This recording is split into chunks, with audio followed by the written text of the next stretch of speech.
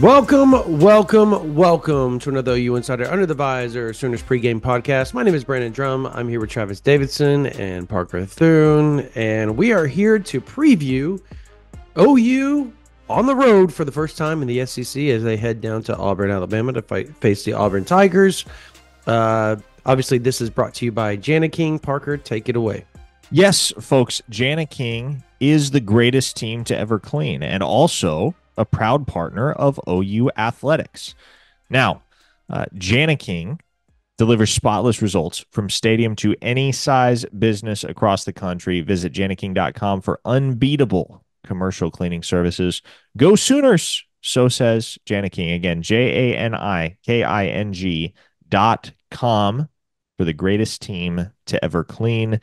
That again is Jana King. Also, folks, download the Autograph app if you haven't already. Lots of very compelling OU content on the app from us and from other creators across the market. Link.ag.fan/boomer and use promo code boomer to get started today. I just dropped an exclusive video over on the Autograph app last night. So there you go. If you are already in the Autograph community, consider yourself fortunate to have access to that bit of exclusive content. And if you're not already a member of the Autograph community, again, link.ag.fan/boomer and use promo code boomer. All right, fellas, week one of the Michael Hawkins experience. Last week was week 0. That's in effect a week 0 game. You got him for a half, made some nice plays, I thought, and obviously we haven't podcasted since our immediate knee-jerk late Saturday night rapid reaction pod at 2 a.m, Brandon. But I thought upon rewatch, didn't really figure this would be possible, but somehow Jackson Arnold's performance was worse than it looked in real time, and Michael Hawkins was better. There was a larger chasm between those two performances the second time around. So certainly unfortunate what has happened with Jackson Arnold. I don't think anybody could have foreseen this. Certainly there was some discussion in the offseason as to whether Hawkins was already at or beyond Arnold's level, but for Arnold to just basically hand the job over the way he did last Saturday was surprising. One way or another, this is the new direction for Oklahoma.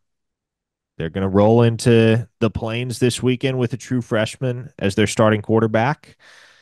How are we feeling, generally speaking, about Oklahoma's offense this weekend? Because if they don't improve, and you would expect and hope that they will, Seth Littrell is going to fall under a lot of fire, which he already has, especially if you peruse the OUinsider.com message board, OU Twitter. That's probably the guy that's taking the most arrows right now. Yeah, it's hard to say, and just Seth's a good guy, so he is. It's hard to. And I think a good football coach, Brandon. Yeah, I am not out on Seth Littrell by any means. I'm not, but I think he is. There's some blame there because some of Sure. the schematics and I guess you want to say play calling. Even Brent Venables kind of called him out right during the presser. So you and I talked about that a little bit the other day, just like how surprising it was after rewatching the presser, just how Venables was just throwing daggers at the offense. I talked to some people. Some people feel like there's some anger, I guess, towards being called out like that in the manner on the offensive side. And then some people say, yeah, it's not to that point yet. Like they understand that it needs to be fixed. So we're going to find out on Saturday where exactly everybody's headspace is at. If Oklahoma can go on the road and actually do what they are supposed to do on the road versus a team that looks like they don't have a pulse on offense and their defense is good, not great. I mean, Oklahoma's defense is better, right? I think we can all agree with that, right? I think Auburn's defense is good. I just think Oklahoma's defense is more well-rounded. We'll see how good they are without Kendall Dolby. But I don't know. There's a lot to work with. I thought Michael Hawkins, though, he lit a fire a little bit in the offense, right? Just a little bit. You hope You hope that continues. It's going to be interesting to see what Auburn does defensively if they try to confuse him, if they try to come after him. I think that's going to be the telltale of the day is how he responds to Auburn's, like I said, good, not great defense. Yeah, I think with Hawkins, it's the phrase that's been used is you can't put Michael Hawkins in and he's just going to magically fix everything. Correct. He doesn't have to. He just has to quote unquote magically make everything slightly better. Like, and I think that's Yeah. where like a lot of people are thinking, man, we like everybody thinks, he's going to go out there and be Kyler. We don't need him to be Kyler at all. Like, not even close. Like, if he is, sure, fine, cool, great. Like, but like we don't need that. And I think that's what my main issue is. People are like, he doesn't fix everything. I'm like, in my opinion, he makes everything better. And how much better remains to be seen. But if you can just not turn the ball over, like that's a great start. And I shared his, I know before the comments get after me, I have a point to share his Frisco Emerson senior year stats. It wasn't that he was prolific. Every 4 and 5 star is prolific at the high school level. It was to show the splits of his passing touchdowns versus his rushing touchdowns versus his interceptions. Because when you have over 40 passing touchdowns and only 3 interceptions after playing in only 6 full games and sitting out most of the second halves, that means you can pass the ball, you can throw the ball, and you can protect the ball. Because I think something that people started to kind of fall into the trap of is, oh, well, we're just putting a running back there. We're just putting a guy, he can use his legs, he can get outside, he can get upfield. And yes, he is a very talented, elusive, slippery, dynamic runner, but he can spin it. And I think that's where, like, a lot of the fan base needs to remember, like, he is a passing quarterback. Like, he can run, sure, but he can make the throws downfield. We saw a couple great throws against Tennessee. One layered out to the left sideline, one, to Jacquez Petaway, throwing him open, coming across the middle. Like, we saw those throws, and you don't make those throws if you're just a running back that happens to be back there. You're not a wildcat quarterback. So that's kind of the first thing that I address. And as far as Latrell goes, like something's not adding up, right? Like, okay, I would take his North Texas offense on this team right now. I would take his Indiana offense. I would take his Arizona offense. I would take his North Carolina offense. But somehow, now that he's got uh, more talent, I know everybody's banged up out top 5 wide receivers, offensive line's been a mess. Just revolving door at every position. We've had what 3 or 4 players play at every single position on the line outside of right tackle. So like I get maybe that's the issue, but Seth Luttrell didn't forget how to coach offense, forget how to call offense, and that's what's weird to me is like I don't know where the breakdown is. I don't know if we're going to see different play calling with Hawkins in there. I don't know if this was an Arnold specific thing. I don't know if he was trying to help Jackson, make decisions. Like I don't know, but something changed. Like Seth Luttrell didn't just get lucky at all of his other stops with offense and then get to Oklahoma and get Men in Black, red laser to the eye and forgot everything that he'd ever known about coaching. So I'm interested in seeing how he calls this game. And if it is different with Michael Hawkins, is it different because Jackson Arnold not being in there and it's different with Michael Hawkins? Or is it different because BV kind of lit him up in a press conference? So I think it's going to be different. Now we can diagnose why it's different, but there's really no true way of knowing now since you've done a quarterback change and there's been that press conference. So I don't think Michael Hawkins Jr. fixes everything. I think he makes everything better, and that's all that you need with this defense. It's a great point, Travis, because so many people have looked at it since last Saturday when the quarterback switch was made. So many people have looked at it through the lens of how does changing quarterbacks fix everything? How does changing quarterbacks solve all of your problems? You don't need to solve all of your problems. All you need to do is just not turn the football over. Have a guy back there who, no, he doesn't need to go for 400 yards and 5 touchdowns anymore to help Oklahoma win a football game.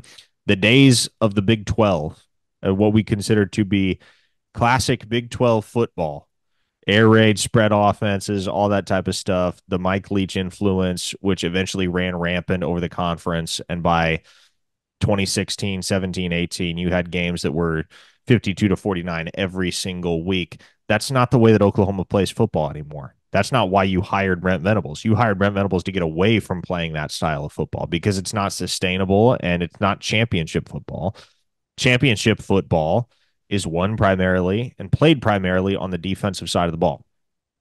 Oklahoma does not need to be, in my mind, a top 25 offense in college football to have a legit shot at a national championship. And don't hear that as me saying, oh, Oklahoma's got a legit shot at a national championship. We're at least 3 or 4 games off from having that discussion because this team has not played very good football so far, and we need to see what it looks like. We need a reasonably large sample size with Michael Hawkins at the helm before we conclude whether they are capable of playing well enough offensively that they deserve to be in that championship conversation, even for just the SEC, let alone the college football playoff. But I do think that Hawkins elevates this offense.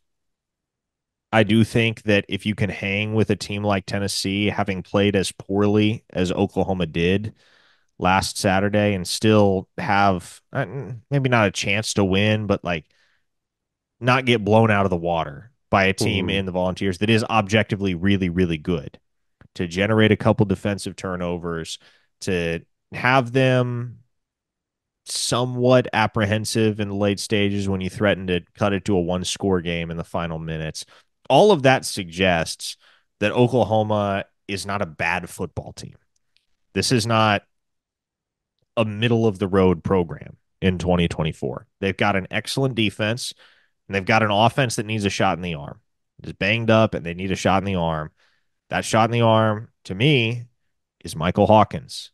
Mm-hmm. And what you would love to see this weekend, in my mind, is you just want to see him have 3, 4 touchdown drives offensively. If you can do that, I think there's legit confidence moving forward that double-digit wins is still on the table for this team because with where that defense is at right now, that is a unit that's going to be able to keep you in a game against anybody and everybody on your schedule the rest of the way. The offense is going to have to go win you the game, but the defense can keep you in a game. Yeah. No, I agree. I think, like you said, the the whole part about the national title spot. I mean, look, there's still a world where Oklahoma loses this weekend. Like that is still a viable chance to happen. So I think anybody that thinks Parker was talking like, oh well, they're just going to go in and win, and then you can talk about you. No, that's not the reality, and that's not what he was talking about. I just want to re-clarify that for everybody because people are going to take that and just cut it up and spin it and do whatever because that's what people do. So, but yeah, that defense. I I was on the radio with an Alabama radio station earlier today, and they are just enamored with Oklahoma's defense. They think it is fun, it's exciting, it's pressure, it's in your face aggressiveness defense that Oklahoma plays, and I agree. But to their point, it almost felt like Oklahoma gave up the offense to get a good defense. It's like, the SEC short, they made a joke of it, but it's true. It felt like Oklahoma just kind of made a wish and forgot to say we wanted to keep the offense too when they went to go make a wish. And it needs to be fixed. Something needs to change. And I don't know if moving Jacoby Johnson to wide receiver is going to change any of that. I don't know if Michael Hawkins is going to change. But like you said, I think Michael Hawkins getting 3 touchdowns, scoring 21 points would be a vast upgrade compared to what everybody's seen Oklahoma play over the first weeks. And I understand Oklahoma scored 50 plus points against Temple. But if we go back and look at that game, it did not look smooth at all Well, offensively. They the caused 6 defense, turnovers.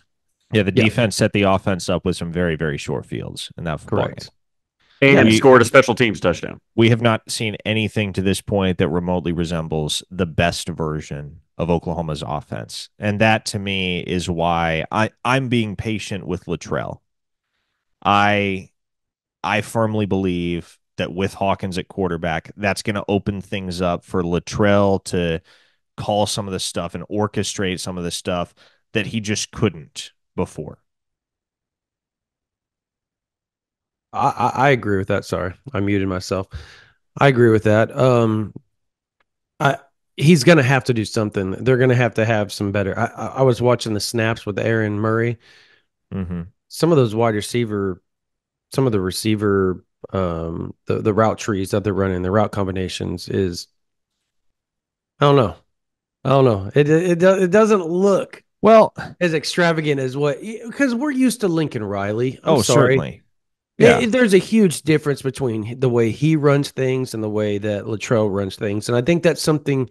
Even Levy, I think that's something fans are going to have to get used to it because it's not the Bryles offense of Levy, which was almost a direct reflection of Bryles, right? Similarly as Heupel. This is completely different. This is Latrell's version of it, which has got a combination of several things into it and his own variation. And it's not as glitzy and glammy as those offenses were. And so that's going to take some getting used to. And you don't need it with this defense. Like you said, you do not need it with this defense. You just need to put 24, 28 points up on the board every time you go out. You will win every game almost. Every game. Clemson did Yeah. it for years. They weren't extravagant on offense and Yeah. they won Well, national titles. and okay. And Luttrell is a very popular enemy amongst the fan base right now Yeah. because they view his play calling through 4 weeks as bland and uninspired. And to an extent, has it been? Absolutely. But what I beg of everyone to consider is that there could not have been a lot of faith in Jackson Arnold by the end of it, or even by the Tulane game for that matter, based on what we saw against Houston. I don't know that there Because, was at a fall camp, dude. well, and what he wasn't making the throws, Brandon. And so Mm. if you can't have the trust and the faith in your quarterback to make the throws that you need him to make in order for the offense to stay humming, that's going to limit what you're willing to call. Because if you've got a play in front of you that you want to call, but you're looking at it thinking there's no way my quarterback can execute this, well, you're going to bail on it and you'll go to your fallback Mhm. option. And so I Unfortunately, the think, fallback option is always inside zone. yes, and that's kind of what I was about to get to. The fallback has to be something other than the same exact running play over and over that just runs into a wall every single time. But I fallback options and the deserved criticism there aside, I think with some of the throws that Hawkins made on Saturday night, like that one to Petaway over the middle, he threw one to Bauer Sharp over the middle that was a dime. He Yeah. hit Zion Reagans on a speed out to the boundary that was phenomenal. Beautifully placed ball. Some of those throws that you saw Hawkins make ought to give Luttrell a lot of confidence this weekend and moving forward in calling some of the stuff that to this point, fellas, he might have been reticent to call because there was a lack of confidence in Jackson Arnold to execute it. Yeah. It it's been hard. It's been hard to watch because and like you said, I'll say this. I've heard, and I know Parker, you've heard the same, and Travis, you've probably heard the same, that there are some that believe that Latrell's system fits Hawkins better than Arnold, and that concessions were being made to fit more of Arnold's play style within Latrell's offense instead of Yes. just full throttle. So, and that's not to say Arnold's not a good quarterback because he's a great quarterback. Like he is going to be a fantastic quarterback before his college career is up. I know that's a controversial thing to say right now, but anybody that believes that his story is just completely written after 4 college football games, and it may not be at Oklahoma, like it may not It be may at not be. Oklahoma, right? But it's not over, and I think people are gonna. everybody's going to look back at this like, oh, well, he had a lot of growth, or he went to a place that fit, or he just changed completely and finally got to the point where he could fit into what Latrell was trying to do, or I don't know. We're going to find out in the future. But right now, definitively saying his college career is over is stupid. Um, so yeah, I just think that Latrell's offense fits Hawkins better. It just felt like it fit better. I think that Hawkins plays more decisive. He does. Like if He it's not does. open, I'm gone. Like 1, 2, bye. I'm not even going to look for 3 unless it's just wide open. I'm gone. I'm going to go get my yardage. I'm going to play to fight another day. There's no forcing. And I don't know if he'll do that Saturday, but we definitely did not see that on last Saturday versus Tennessee in a better defense, I think, than what you're going to see in Auburn. Maybe I'm crazy. I don't know. Well, We'll see. and I mentioned this earlier in the week, but I think the one quality that Hawkins has that is going to serve him very well and serve Oklahoma very well, and part of the reason I still think this team is capable of so much in 2024 is because one thing that kid is always going to do is just take what the defense gives him. And that's all you need your quarterback to do. To circle back to Travis's point from earlier, you do not need your quarterback to be Superman this year. You've needed that in the past with the state of your defense. At Oklahoma in 2024, the defense is the strength. And so if you Yeah. have a quarterback that is merely willing and able to just take what the defense gives him, move the ball down the field 4, 5, 6 yards at a time. Maybe it's not the sexiest. Maybe you don't hit on a whole lot of deep shots, big plays. But if you can just keep the ball moving and cash in on scoring opportunities, this team is going to win a lot of football games. Mm-hmm. No, I couldn't agree more. And it's it's been fun to watch on the defensive side of the ball, right? Because last year's defense, like numbers wise, in the Big 12 did not rank all that well, right? Like we saw them struggle. Obviously, Danny went down, had some injuries here and there, but you're largely bringing back the same cast of characters. Obviously, you're bringing Dominic Williams, you're bringing like guys like Jaden Jackson and Des Malone and all these guys. But I mean, guys that are really stepping up, like this is the Venables third year we talked about, right? When he got hired, Yeah. you always see the jump in the third year. You're seeing guys. Robert Spears Jennings is playing like like a monster. He's second on the team in tackles. He's fourth in the SEC in tackles. He leads the team outright in forced fumbles, and he's tied for the team lead in interceptions and fumble recoveries. The dude is playing like an absolute monster. And I know people that were like, "Oh man, you got to play Peyton Bowen over RSJ." First of all, they don't play the same position, but like I know they've been going with a lot of 3 safety look, and Peyton Bowen's been playing a ton. But like through this many games, like could you imagine like being like, nah, we need somebody out there instead of Robert Spears Jennings? Not the case. Dude's playing incredibly. Guys like Lewis Carter, guys like Samuel Masigo, like these guys were on the team last year, right? Like guys Yeah. like Grayson Halton. Trace Ford's had a couple massive plays, right? Like he Mm-hmm. he caused he caused the tip drill interception by getting pressure, and then he beats the right tackle on a pass rush this week and causes a Nico fumble. Like you're seeing, like it seems like we always hear about the light coming on. It seems like the light came on for the entire defense. Yeah. And it's just wild to me that a lot of your regular contributors last year, like they're all back, but man, this defense looks I mean so much better against a team like Tennessee than they did last year against Kansas, that they did Yeah. last year against Oklahoma State. You know what I mean? Like that's what's so interesting to me. So to everybody's point, you can lean on this defense. You know, Yeah. I know we're not getting into score predictions yet, but like we're having to be trained to give score predictions that aren't 38-35. Yep. Like, and it's okay because everybody's sitting going, man, Oklahoma's offense, what are we thinking? They can't score 38 points. But really, we should also be thinking, when's Oklahoma going to give up 35 points? You know what I Yeah. mean? So I think that's what's interesting is the mentality shift. You can always tell it in score predictions. Last night had our podcast and like the score predictions were all 20s to teens, Yeah. like that. And that's when the fan base is finally like, okay, I understand that you can win games by not putting up a ton of points. But I think protect the ball. I mean, I said it. I said it last week. It's Jackson Arnold first half, or at least when he was in there. I know Hawkins came in late second quarter, but Mm-hmm. like 3 turnovers, 0 touchdown drives. You go to Hawkins, 2 touchdown drives, 0 turnovers. You can talk about how aggressive the defense was or whatever. PFF says they blitzed more. Tennessee fans will say, well, we took the foot off the gas, blah, blah, blah. The fact Mhm. of the matter is, the defense was trying, and Hawkins went and scored, led drives that were the first 2 touchdowns that Tennessee had given up all year. You cannot tell me that Tennessee didn't want to keep that streak going into SEC play. So I think the RSJ play has been incredible. I think Trace Ford has really popped. Obviously, R. Mason Thomas, I think he's like third in the SEC in sacks right now. I think Grayson Holton's like seventh.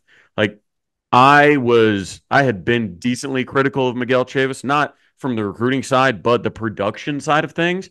And his room looks really good right now.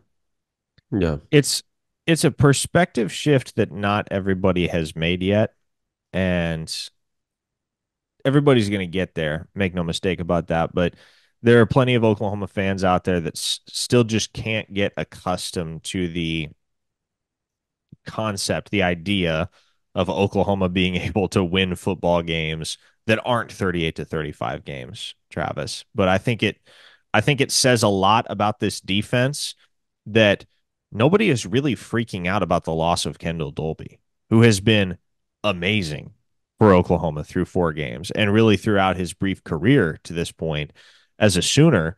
But nobody's really freaking out because they understand there is stability elsewhere. Kendall Dolby isn't like the glue holding this defense together, valuable as he may be. And also, his absence means more snaps for Sammy Omasigo, who has demonstrated through the first third of the season that he is worthy of trust and he deserves to be on the field more. It's unfortunate that that has to come at the expense of Kendall Dolby, and prayers to him. Obviously, glad to hear yesterday that surgery was successful and went according to plan.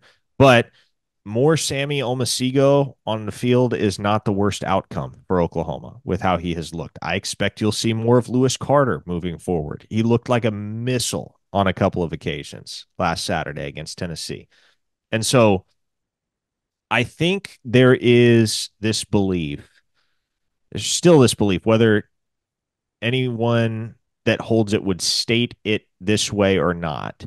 There's still this belief that in order for Oklahoma to realize all of its goals as a team in 2024, they have to get back to playing elite offense. Forget playing elite offense at this point, guys. I don't think that's realistic with the injuries that they're dealing with and the instability up front, which getting Troy Everett and potentially Jake Taylor back should help in that regard. But they're unstable up front. There hasn't been a whole lot of continuity. The entire wide receiver room, or at least the entire 2 deep on the depth chart at wide receiver, has been wiped out. And so it should not be anyone's expectation nor belief that this team will play elite offense in 2024, but they don't need to. They just have to be good enough. And I think it's very realistic to expect that Oklahoma can get to a point, particularly with Hawkins at quarterback, that they are playing good enough on offense. I threw a take out there, and I want your guys' opinion on it. So you mentioned the wide receivers, right? The top Mhm. 5 receivers, 4 of them or 3 of them, I think, are officially out on the injury report, whatever we're calling Yes. that. Yeah. And then you've got I think a doubtful And and a questionable, and like the top 5 receivers, which is absolutely insane, right? That is bad news. That is any way you cut it, that is bad news. Mhm. But this is the silver lining guy, right? The sunshine pumper. Oh, here we Like, go.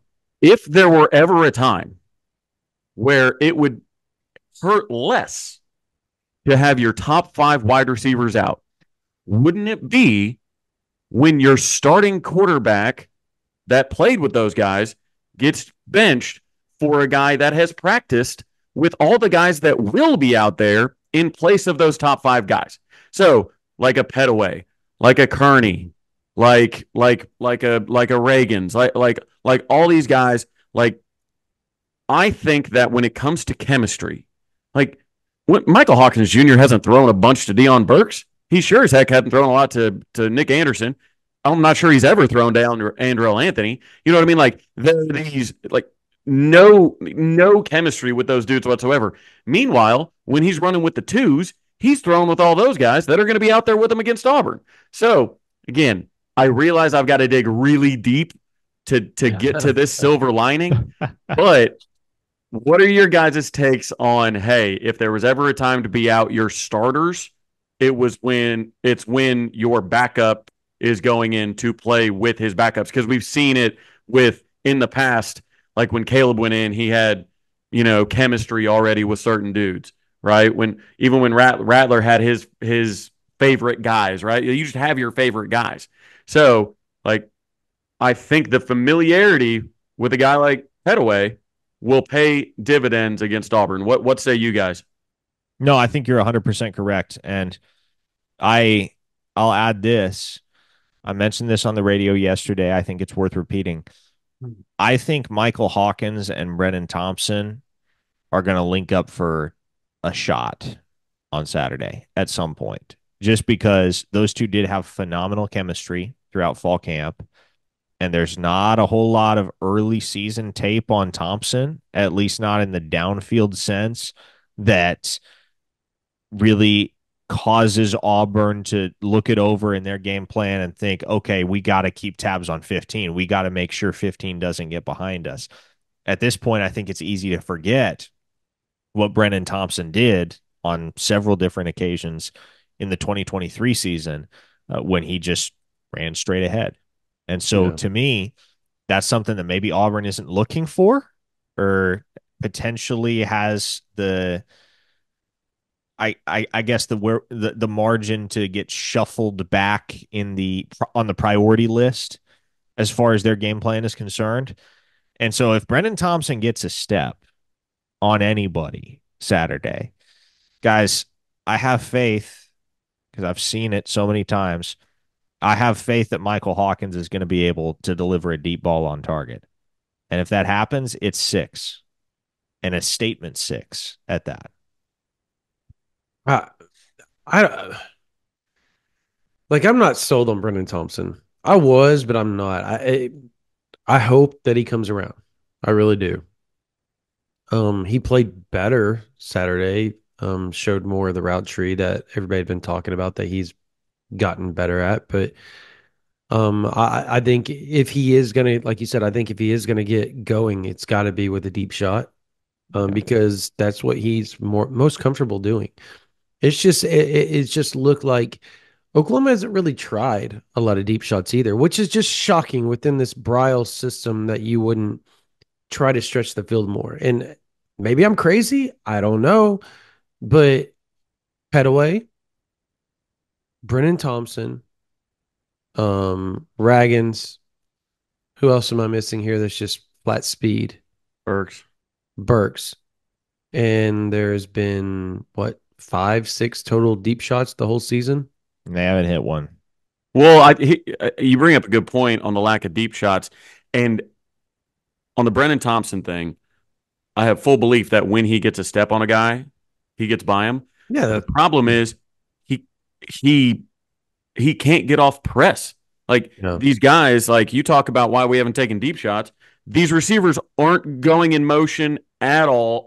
I mean, look at what the Chiefs have to do with Xavier Worthy, right? Like everybody saw that preseason camp clip of him just trying to come off the line and just getting thrown around like a rag doll. And everybody's like, "Oh, Xavier Worthy not going to make it in the NFL."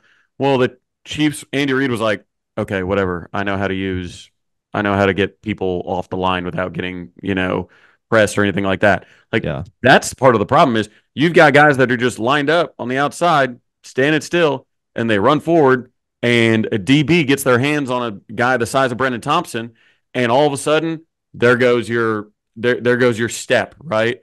Because even if he just reroutes him a little bit, like that's valuable time against an offensive line that hasn't protected very well, to put it kindly. And now you're waiting on that guy to get back into his route, back into his timing.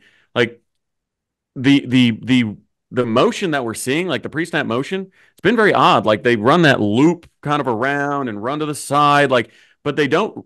get upfield afterwards. It seems like they almost just hang out like as like an outlet, like we saw on you know a dump screen to the outside or something like that as a release valve, as an emergency valve for Jackson. But it's like put those guys in motion and then let Yeah. him take off because Raggins isn't big enough to get off press. Like he's just not. No. Like, or at least he hasn't been so far. And I'm not sure if Thompson is either.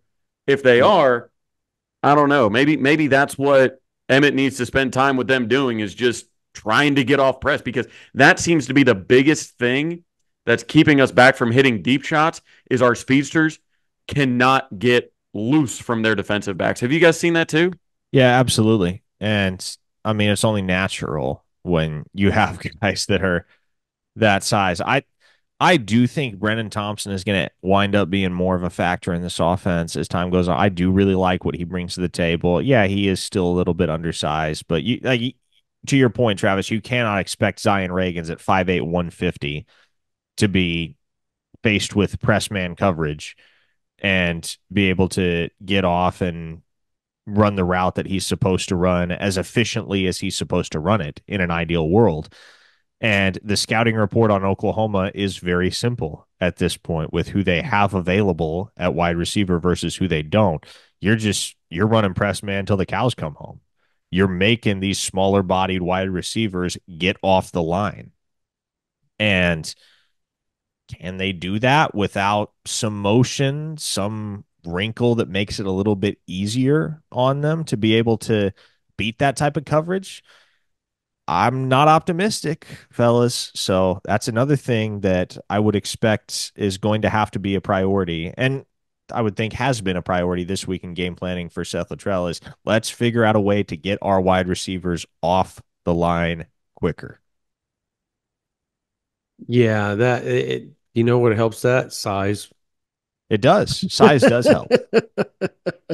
Something what do you I call them the Oopa Loompa clan. What do you call them, Travis? He calls them the Lollipop Guild. Lollipop Oh, Guild. Lollipop Guild, yeah.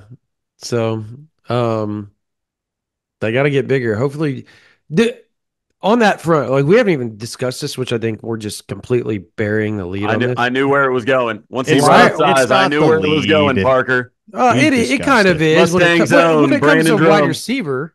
Hey man, Mustang Crew won a title last night. Let's not hate, brothers. Let's not hate. Oh, Um, I'm just saying. I know where we're going. Which Mustang crew? The 12U one or what? The yeah, baby. 9U? Yeah, you know what? The Armed Forces tournament, baby. Okay. Okay. And we Hey, beat OU. And so that's also probably not a good thing.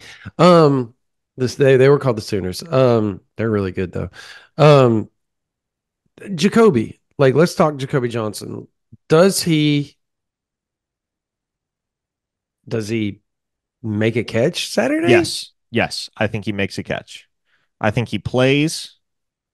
I think he makes a catch. I don't think he has a tremendous impact yet.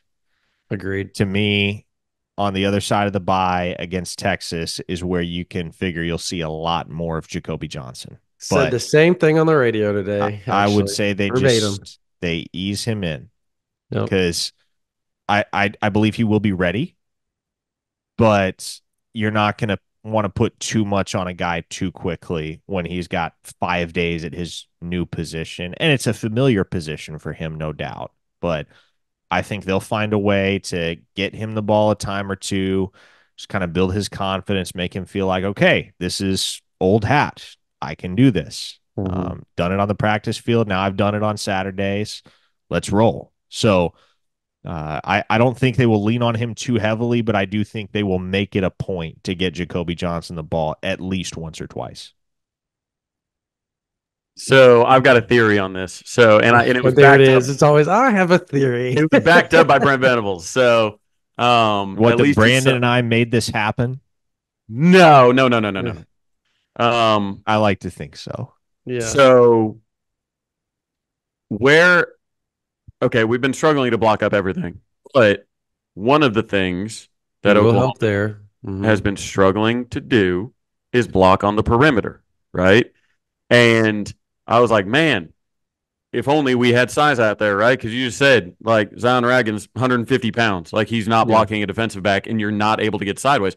So much Screen of the game sucks success because of it. that we've had running the ball, what little success we've had, is to the outside, to the perimeter. That works. That turns from a minimal gain to home run balls if you can block up the perimeter, and that's one thing Mhm. that Oklahoma has always done, like have had really good wide receiver blocking throughout the years. When you look at Oklahoma's big plays, I mean, the Kennedy Brooks walk off, the, you know, CD, almost murdering an Alabama player. Like there's wide receiver blocking is so important. And Brandon brings up size. It's a lot Mhm. easier for a guy like Jacoby Johnson who plays defense regularly at the collegiate level. I know he was a stud wide receiver in high school, but like he understands the physicality that goes into perimeter blocking. And you know what was so funny? I was thinking this. I was like, it's almost like they're bringing him over as wide receiver, but they're bringing him over as like, hey, you're going to be playing wide receiver, but you're over here to block on the perimeter, at least at first, until you get comfortable Mhm. getting back into the swing of things with wide receivers. So Brent Venables was asked in the presser that is available on the OU Insider YouTube page. Go watch it. At near the end, they start asking about Jacoby Johnson, and unprompted, he brings up, "Hey, Tennessee, what was the first play? First play, you guys were there, right? I've watched 7,000 plays. What was the first play against Tennessee? It was a screen, blew it up, right? Tackle for a loss. 2021, he talked about. Texas, first play of the game, Mhm. freshman, doesn't know what Outside to do, leverage. Yeah. takes it to the house, right? Well, Brent talks about, he said, Jacoby's aggressive and he's physical and he knows what the offense is trying to do, just say on a perimeter screen, and what kind of leverage he needs to maintain. Like I had the Jacoby's going out there to block, and Brent references two plays spanning 3 seasons and says, "Oh, I don't know, just stay on a perimeter screen." Don't you think Jacoby would know what to do? That's why Jacoby's out there, and he's going to be out there this week. I feel like a decent amount because he's going to be blocking on those, and defensive backs are going to get tired of dealing with his big old frame, being physical with him, shoving him around, and then they're going to fake something out there. He's going to go to fake like he's going to just bury this poor They're little gonna run a quarterback, rocket, is what you're and then saying. he's going to Yeah. go and that's what's going to happen this weekend is he's just going to bully a cornerback into submission and then finally pull the chair out from under him. Yep. That's called so we call it 64 rocket screen, and that's what everybody calls it a rocket because you're faking and then you head up the sideline on a fade route as you're faking the block. So yes, that's exactly what you're talking about, right? Yep. That's I can see that happening. And he was a really good blocker in high school at wide receiver. Obviously, his size, his strength, like he just abused high school corners. Do I think he's going to be able to do it at the level that he did in high school? No, but he's going to be good at it, like you said. Like he understands everything that a defensive back's trying to do. So he's going to have, kind of a rebuttal to everything the defensive back tries to do to get out of that block and all that type of stuff. So I think it's going to be interesting to see how much like would we all be shocked if like he walked out and was starting? Like, would that shock you guys? Like, if he was the It would first, if shock he's out there with me. the first unit, very first time they walk out there, you see, I does he go to number three like he wore in high school? Since 19's taken by Cade McIntyre on the offensive side, It would be funny if he made him wear one if they made him wear one of the win like big special 98. teams. Yeah, the big special teams jersey that they just throw on, whoever's got a dual number on special teams, like massive, just oversized. He's out there looking like he's played in the 90s. That would be fun. I want to see a big old receiver wear a number in the 80s like the old days. That's what I want. I guess Ivan Carione is that. And hey, Ivan Carione no longer wears 24, which Jacoby Johnson wore in high school. So maybe that's Yeah, his that's number. another one. But Yeah, but he wore three his final year because his dad wore three. yeah, well, Farouk obviously has 3 right now. So Oh, that's right. Well, yeah, that's right. I always forget because he's hurt. I always forget that he hasn't played since like play number 5 of the season. So It's very unfortunate. And the crazy thing about Farouk, like I saw a play. Who was it against last year where he made that amazing? It was SMU, right? Where he made that step back and then juked and then stepped back again and then went and made in the end zone. Like that sucks for him because that is his. He's had foot problems, right? And his start and stop used to be just elite, elite. I hope he can still have that when he comes back from all of this because that has to be really hard on him. Um, let let's talk about OU's offensive line. That's always a fun topic. Um, do they improve this week? And are they improved by virtue of Hawkins' legs? They're going to look better. Yeah, They're going to look better. I don't know if they will be better or how much better, but they're going to yeah, look. I think they're going to look significantly better. Again, because he can move around. that may Yeah, be at least partially illusory, but I think they're going to look significantly better. a better It question: do they move the pocket for Hawkins? Like get him out and move the pocket this week? Yes, That's got to happen, right? got to, got to, and Troy Everett has to play left guard. Amen. He has Preach. got to play left guard because and there are people going around saying Heath O'Zida'll never be good enough. You know, he's a redshirt freshman. Yeah, he's It's got okay if he's not potential. there yet, which he's not. He's not there yet. I think he will be. He's not there yet. And Troy Everett, I think, is your best option at left guard right now. And we'll see what happens at right tackle between Michael Tarquin, who has been pretty solid, like held his own last week against James Pierce. And then, of course, Jake Taylor, who was listed as probable on the initial availability report. But I think Oklahoma's offensive line is going to look a lot better with Hawkins behind center. I think they will improve marginally, but Hawkins' very presence, as well as his mobility and some of the things that he can do that Jackson Arnold just can't.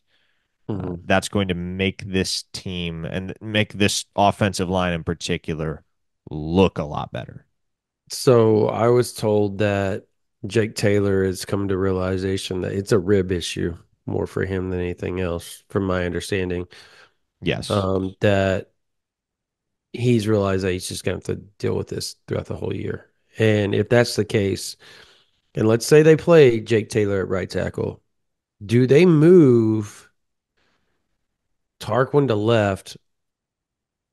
You put Everett at you put Everett at right guard, your left guard Sexton, and your center Hickman. Is that a possible lineup? Like, do you Anything's sit Fabici? anything's possible. But I'm with Parker on this. I think you get Sexton back to left tackle. I think you throw Oh, Troy I Everett in agree, at left but guard, and he played left guard a lot last year. He's got experience on the inside of the offensive line. I think his communication and his knowledge of the way, because that's what's been a big struggle. Him next to Communication. Hickman, that's a lot of good snaps. And a guy that's played center mhm, understands the value of communication, yeah. right? So I think the ideal offensive line for me is you've got Sexton, you've got Everett, Hickman, Fabechi, and then Taylor, which yes, the rib issue, I think I think the staff knows that they need him out there, and he's an absolute warrior, so he's going to get out there. Yeah. But worst case scenario, if you know he just can't. We saw it. I think it was in the what was it in the Houston game or the Tulane game, where like mid play, like you saw, like there was just like a painful breakdown type situation going on. Like Mhm. if that happens, throw Tarquin in. But what I want to avoid is all this shuffling. Like, just be done with it. Say, hey, Yeah. look, go with if Everett's not even on the report this week, great news. Ready to go. Everett, Hickman, Fabechi in the middle, and then have the Jakes on the end. And if Taylor has to come out, put Tarquin in. But that's the only shuffling that I'm interested in. What annoyed me, I think the beginning of the year when Hickman went out and four offensive linemen changed positions, Like I thought that's just such a struggle. Like you have to get to the point where you've got a clean like, hey, look, this guy plays behind this guy, guy plays behind this guy, and if this guy goes out, that guy goes in. Like, and Tarquin, luckily, can do that to either tackle. Mhm. So I think that's what you do. I think Troy Everett improves it a lot because I think the improve. You ask, will the offensive line look better? I think yes, and my answer is threefold. One, Hawkins moves around. I think he gets the ball out extremely quickly. Like looks like a you know shortstop turning a double play. Like that ball comes out quick, and I think that helps the offensive line. I think that two, you get Troy Everett back, and I do think that's important. And three, you're not playing the best defensive line in the SEC in Tennessee. So it's like all three of those reasons are reasons to rationalize the take that OU's offensive line will look better this week. And I think they're Yeah. all rooted in a ton of fact. Yeah, I agree. I think you have to stick with what you, to me, outside of Everett, you roll out the very same lineup, right? That you have been. Like Everett, you throw Everett in there and you call it good. I guess Taylor.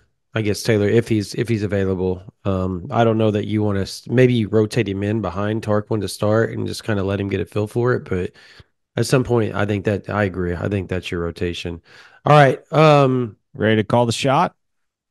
Yeah, let's get there's another big game in Alabama. What do y'all think that game's gonna do? Alabama, Georgia. Mm. Georgia at Alabama. It's it's hard to pick against Georgia. I I do think this might be like an early statement win for Kalen DeBoer. So I can't comfortably pick Alabama. I give the benefit of the doubt to Kirby Smart and the Bulldogs, but I'm real interested to see how this one goes. Real interested. Um, Mhm. I don't find it difficult to pick against Georgia. I'm going to pick I'm picking Alabama in them the football too. game. Oh, Yeah. okay. But then I, again, I think I had Alabama winning the SEC. Like I think I had them beating Texas maybe in the SEC championship game. I think Caleb DeBoer is awesome. I don't think that Georgia, and maybe I'm just warping my mind with the Kentucky game, but like that was alarming, absolutely alarming. So I think Alabama gets it done. agreed. Arkansas, A&M, Jerry World. I'll just go ahead and say it. I'm gonna pick A&M, but I'm picking A&M because I just think Arkansas is not very good. See, I don't think Arkansas is very good either, but I something in my gut tells me they win this football game. I You're can't right. My explain it. goodness. I can't explain it. I I was high on A&M going into the season. I'm not quite as high on them now, but I don't know, man. I don't know if it's the Bobby Petrino fact because like Arkansas has had some good spurts. They've had some Hmm. good spurts to this point in the year. And A&M, sure, they've had some good moments, but there's also been a lot of bad football at times from that team. So again, I can't fully rationalize it. I'm going with my gut here. And my gut is that Arkansas wins this football game. Bowling Green game scare you a little bit with A&M? Bowling Green might not suck because Yeah, they're they pretty good. gave They A&M a scared scare and they gave Penn. Penn State a scare Yeah, too. yeah, very true. Well, I mean, Bowling Green didn't scare me about A&M. A&M for the last 100 years scares me about A&M. So Talon Green gonna have a big day for Arkansas Hmm. with his legs, especially. I think Arkansas should be 4-0. Like they dominated Oklahoma State in every way that you can dominate a football team, and still ended up losing that football game suddenly. But I think Arkansas is a lot better than what people think, and I think they win. They're 4 point dogs right now, but yeah, I think they win outright. Louisville at Notre Dame. I'm just gonna go ahead and say it. I think Louisville wins. I am not sold on Notre Dame. I that they're good defensively, like every Marcus Freeman team is. But much like Oklahoma, offensively has been quite the difficult um, task for them to perfect or even be good at so far. Riley Leonard hasn't looked very good in in that Golden Dome, right? Like, so I'll go with Louisville, and I'm not real sold on that pick, but just because it's in South Bend, but there's something about Notre Dame that I just can't put my finger on and feel comfortable picking them to win this one. Last time Notre Dame was in South Bend, Yeah, they lost. and then that team went around and lost to the University at Buffalo. That's what Northern Illinois did, coming off their victory over Notre Dame. So it's really, really hard to believe in the Golden Domers right now. Yeah. Really, really hard. I mean, there's talk of a potential quarterback change up there, which Hmm. is not on my bingo Uh, card going into the they're year gonna. with. They already took the play like a champion. Now they're biting our flow about changing quarterbacks too. I know. How Notre about Dame that? wants to be Oklahoma so badly. It's insane to me. Give me I think people are Louisville. going to actually take that seriously, by the way. Give me I Louisville. mean it seriously. There you go. You said you got Louisville, Parker? I do. What do you I'm got? take I'm taking the wannabe Sooners. I think their defense is just really good. A lot like Oklahoma, defense is really good. Again, they're obsessed with us. So I'm going with Notre Dame to win the football game. All right. Oh, and Illinois. also Riley Leonard. You're right. The offense hasn't looked very good. You know, the last time Riley Leonard looked really good when Kevin Johns was coaching him. Ooh, good Interesting. Kind of point. interesting, Good huh? point. Was he a quarterback whisperer? Who knows? Illinois at Penn State. Mm. Illinois is Their pretty offense is solid. good. Yeah. Illinois is. I'm glad things have worked out for Luke Altmaier. I was high on him coming out of high school. Didn't happen for him at Ole Miss.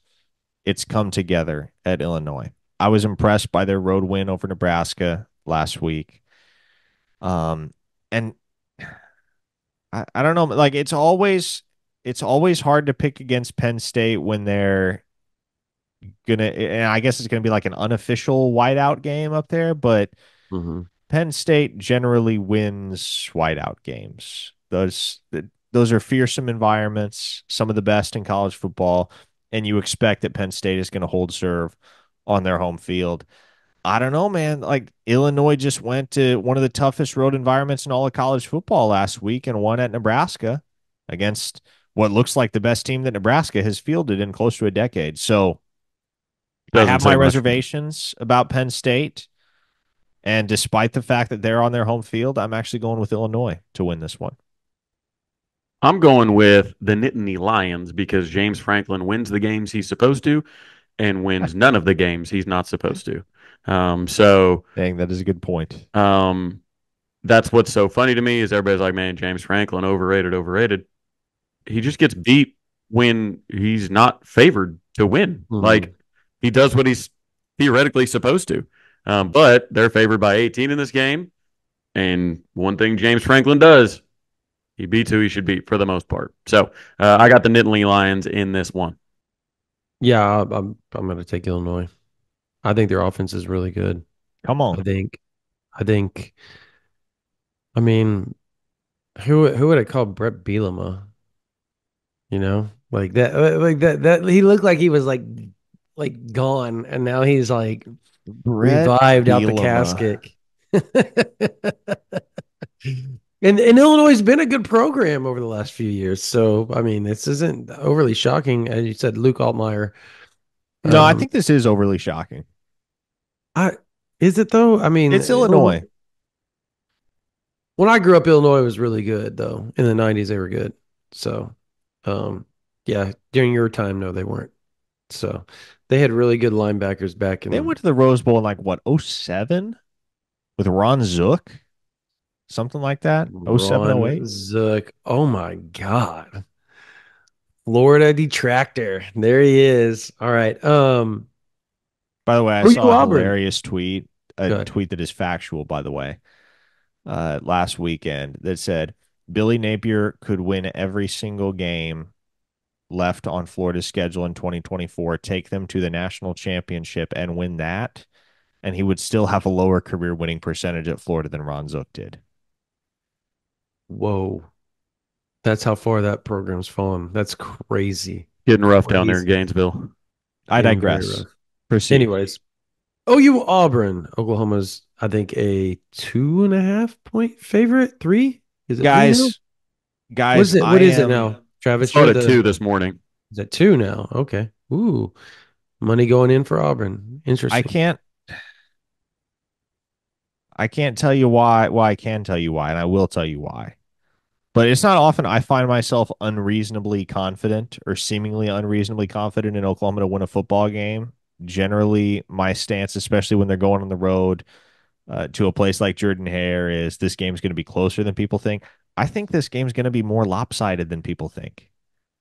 I think Oklahoma wins and wins handily. Hmm. Interesting. Or Are you throwing a score out there? I will throw a score out there. Okay. I'll say Oklahoma wins the game 30 to 10. 30 to Wow. 10, three Zach that's Schmidt ooh. field goals, or a missed extra point if you prefer, and one field goal. Any Keltner way you comes slice it. out. 30 I think 10. Keltner comes out with a huge bandage and surprises everybody on his appendix, starting on his abdomen. And gets, He wears the Bauer Sharp jersey that to yeah, show off instead of his abs to show off his wound. yeah. Yeah. It's interesting because I thought as a fan base, as OU people, we were done putting scores in the 30s because we were understood that we were a defensively led football team. Parker's not quite there. He got Almost. to I 13, went as low as possible. as low as possible on that scale. But um, it's interesting because Auburn has had a really tough time possessing the ball or keeping possession. They're turning the ball over at an alarming rate. They had 5 turnovers against Arkansas.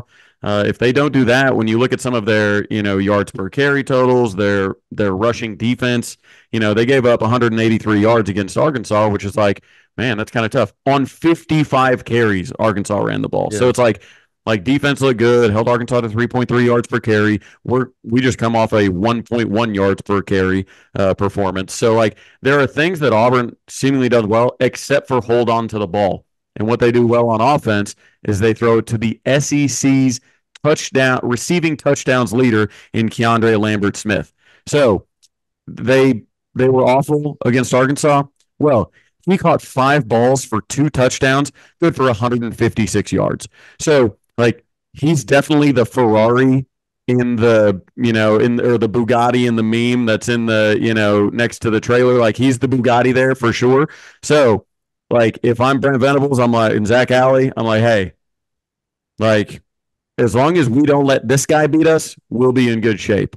So I have the score 21 to 10. I like the 10, but I'm not getting egregious and putting this thing in the 30s. But I think OU wins 21 to 10. I think the defense causes turnovers, which is a weird thing to count on, but Oklahoma has been causing a lot of turnovers. So eventually you have to accept that it's a possibility. And Auburn has been turning the ball over at an alarming rate. Mhm. So you have to eventually just recognize the pattern. So I think Oklahoma, the defensive line eats.